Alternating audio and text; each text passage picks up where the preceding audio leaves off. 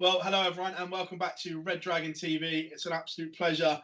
We've got none other than Jaws with us, Colin Lloyd.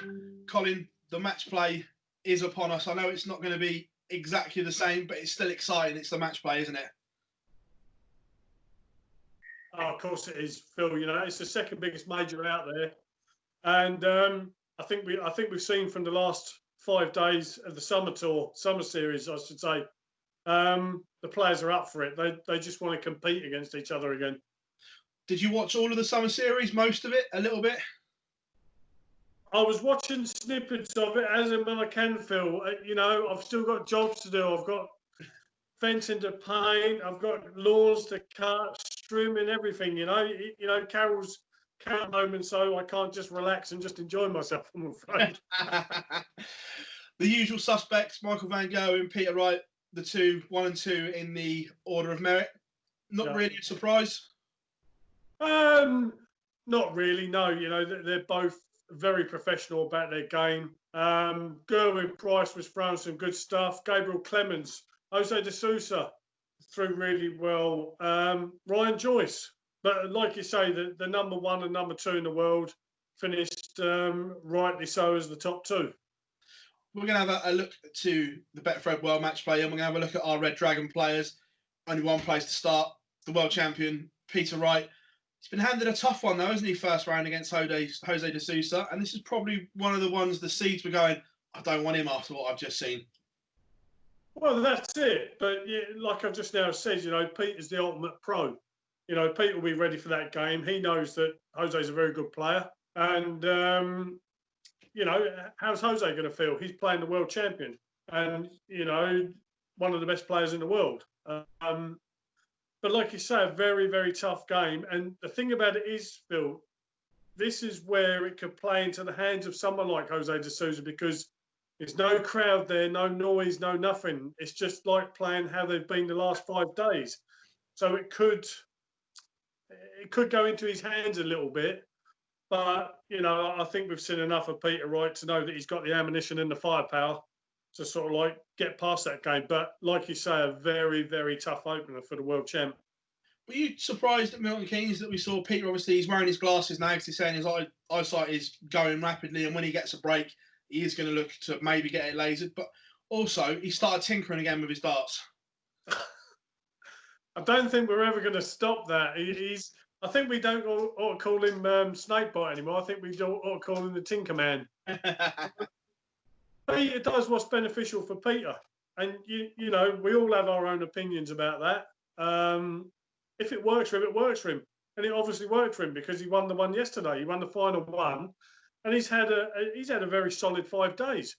As for the glasses thing, Peter knows what's going on, and he's actually come out and said, what better place to try these things than at a floor event.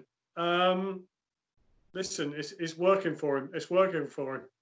And as well, especially between Peter and Michael, the mind games have started. They both had little pops and little pokes in their post-match media. Are you enjoying this rivalry that's developing between the two? And also the fact that they're not all buddy-buddy all the time. There is that little bit of needle between them, not in a horrible way, but just that little thing to spice the rivalry up a little bit. Yeah, there's that little bit of, I'm the world champion. Yeah, but I'm the world number 1. Yeah, but I'm world champion. Yeah, but I'm world number 1. Yeah, it's great. And do you know the thing about it is, Phil, what makes it great? They're both playing absolutely brilliant. And that's great for the likes of you and me and the dart fans around the world, because they know they're going to see an explosive game of darts. There's going to be 1/8s for fun. There's going to be massive shot outs. There's possibly 9 darters being banged in left, right and centre.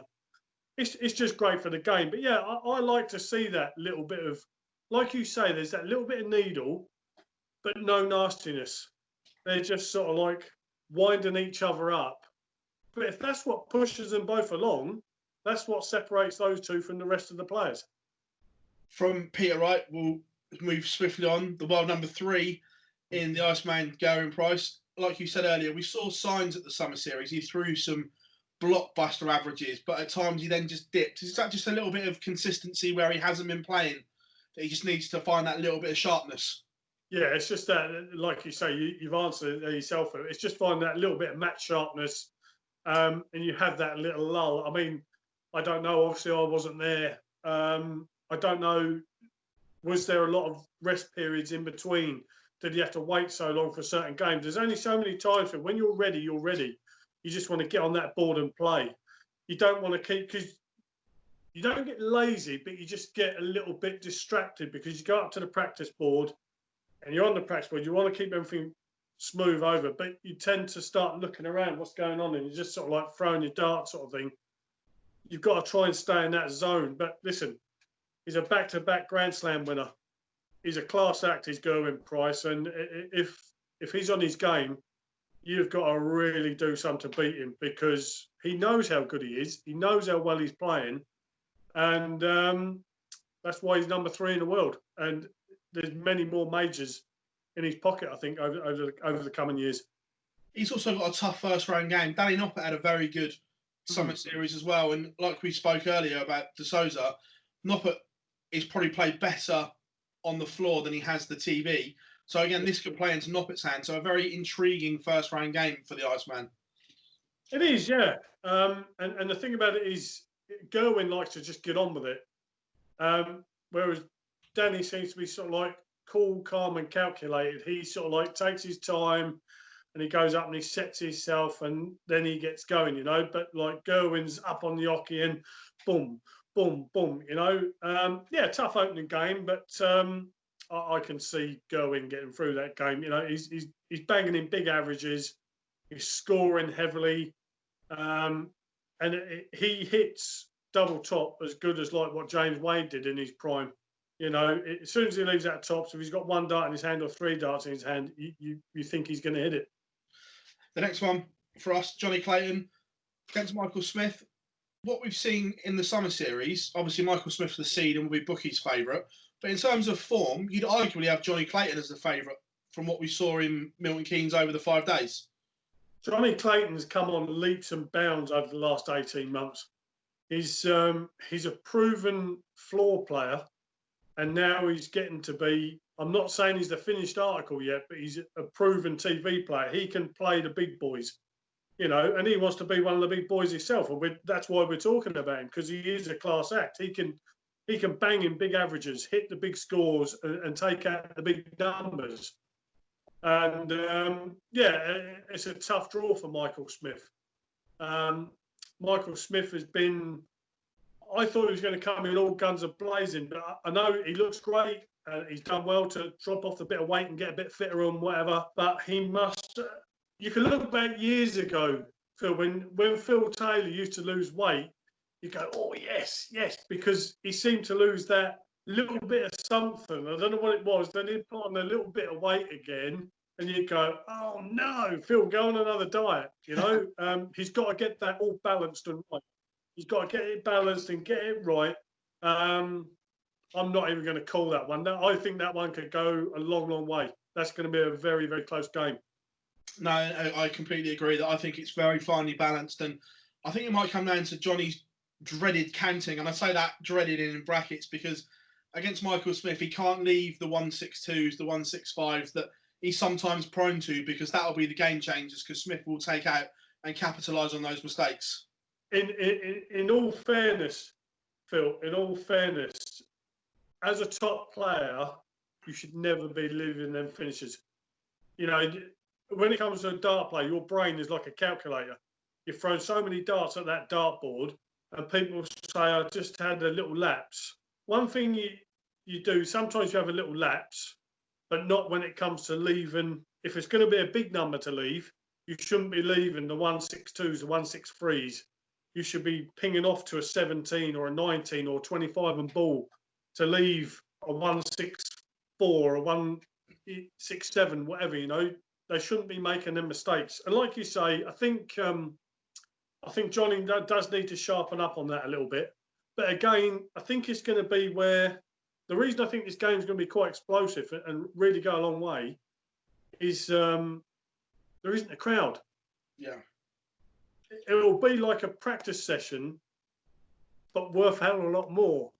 But it's going to be tough. It's going to be tough for all the players, but that's the sort of game where they can really just focus on each other and focus on the board and focus on the game in hand.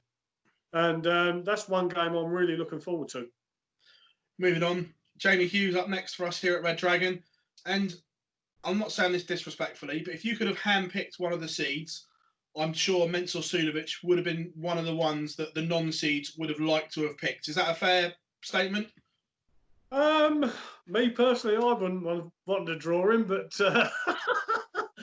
no. Listen, Mensur's a good, solid player, and when he gets in the zone, Mensur's someone that does get sometimes a bit flappy with himself. And when the crowd see that, they react to it. If he does it this time, he hasn't got to worry about the crowd. He can have a little hissy fit, but no one's there. But listen, Hughes is a class player. You know, the only thing that sometimes lets Jamie down is his finishing. His finishing sometimes is a little bit. He creates so many chances with his scoring, but then he just can't put it to bed. That's not to say that he's not going to. If it all comes into place, we know he's a class player. Yeah. If it all comes into place, like you said, he'll be comfortable with that game. He's another one. He doesn't get flustered. He doesn't get speeded up with his throw. He's just got a good, solid set throw. And so has Mensur. That's another one. I can see that going quite a bit of a distance. But if Mensur really starts pinging it and starts taking out the shots, we know Mensur can average 105 plus quite comfortably, and that will start to hurt Jamie. It will hurt anyone. But yeah, I mean, good luck to Jamie. We know he's a class player. You know, he's done it before and he's qualified. That's the one thing. That's the one thing with a lot of these players. He's qualified. He's got a chance. You touched on the pace element there. They're both quite the same rhythm, aren't they? So it's not going to be a rat-tat-tat game like when Michael Smith plays Michael Van Gogh. And the pace will suit both of them and they'll both be able to settle into their own rhythm without too much distraction. That's exactly right. Yeah. And again, like I said, there won't be no, if someone's taking their time a little bit, Phil, you know, no one's going to be shouting out from the crowd or anything. I know you have to focus on what you're doing and not listen to any of that, but sometimes you can't help it and react to it. Not in a bad way, but it's just like, yeah, all right, you know, I'm going as quick as I can sort of thing, you know. But that game's got the markings of high averages, high scores. But I think it could be a long, drawn-out game for Mr. Della Spotting. Do you think the players will benefit from playing the Summer Series just a few days beforehand to get used to the environment at MK? Yes, we know it's still going to be a big stage, but the fact that they've been there, they've milled around a little bit, and they're used to that environment, do you think that will help them instead of coming into the tournament just bang, you're playing no crowd? Yeah, I think it will. It was a good thing from the PDC to put that on. I'm not saying it should be something they should put on every year before the match play because there's other commitments. But I think it's given them their match practice, Phil. That's the main thing. They've got to play against the opponents that they're used to seeing all the time, you know, and the build up to this match play. They'd have been competing against each other in pro tours, European tours, everything. So it's just, like you say, it was just nice for them to get a foot in the door, get to know their surroundings, where to go from their room. Right, when we get there to this major, we know we can go to that zone, that area, we can hang around there. There's my room. I know how to get to the venue from here. I haven't got to keep asking anyone questions. Yeah, so that'll be good for the players that are nice and relaxed with it all. And as well, if you had to put your 10 pence somewhere for 10p? Gamble responsibly. Where would you put your little bet for this year's Betfred World Matchplay? Do you know what, Phil? It's massively open. There's so many players that are playing extremely well. Wright is playing well. Price is playing well. MVG is playing well. There's so many good players. But listen, if it was a dead cert banker, I'd put 5p on MVG and 5p on Wrighty. But it's massively open, Phil. There's plenty of other players that are playing well. You've got Aspinall playing well.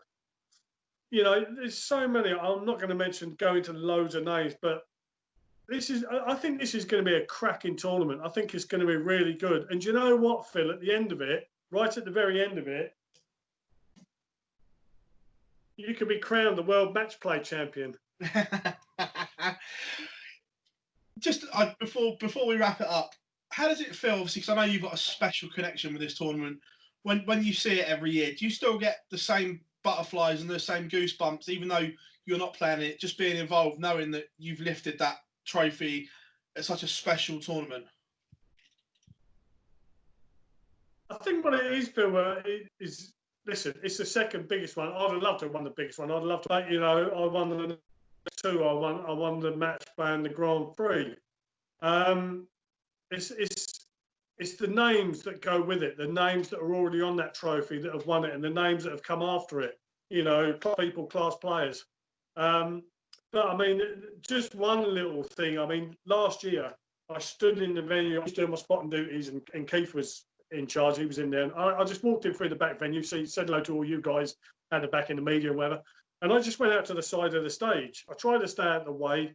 I just had a look, and I thought to myself, it's so hot in here. How do them players get up there and do it? And I sort of like laughed at myself a little bit because I thought to myself, you've done that 15, 16 times or 17 times, whatever it was I played there. But you don't think about it. You just think about it. It's a tournament. It's an event. I want to win it. And yes, special times, Phil, special. And I do that. I still do get goosebumps when I go to Blackpool. Obviously, it's not Blackpool this year, but I'll still get goosebumps when I'm watching it. I'll be looking at it and I'll be thinking to myself. And Carol says I get a little bit twitchy on the sofa watching it. It's just I just love darts, and can I just say the very best of luck to each and every one of them that are competing there. And if you do get to become the world match play champion, make the most of it because it's special. It's very, very special. Colin, that's an excellent place to leave our Red Dragon preview, mate. Thank you very much as always. And we look forward to seeing you back at the arenas sometime soon, mate, when you're free to unshield, mate. Absolute pleasure. Thanks very much, buddy. Lovely. Cheers, Phil, and have a good time. Cheers, buddy. Cheers.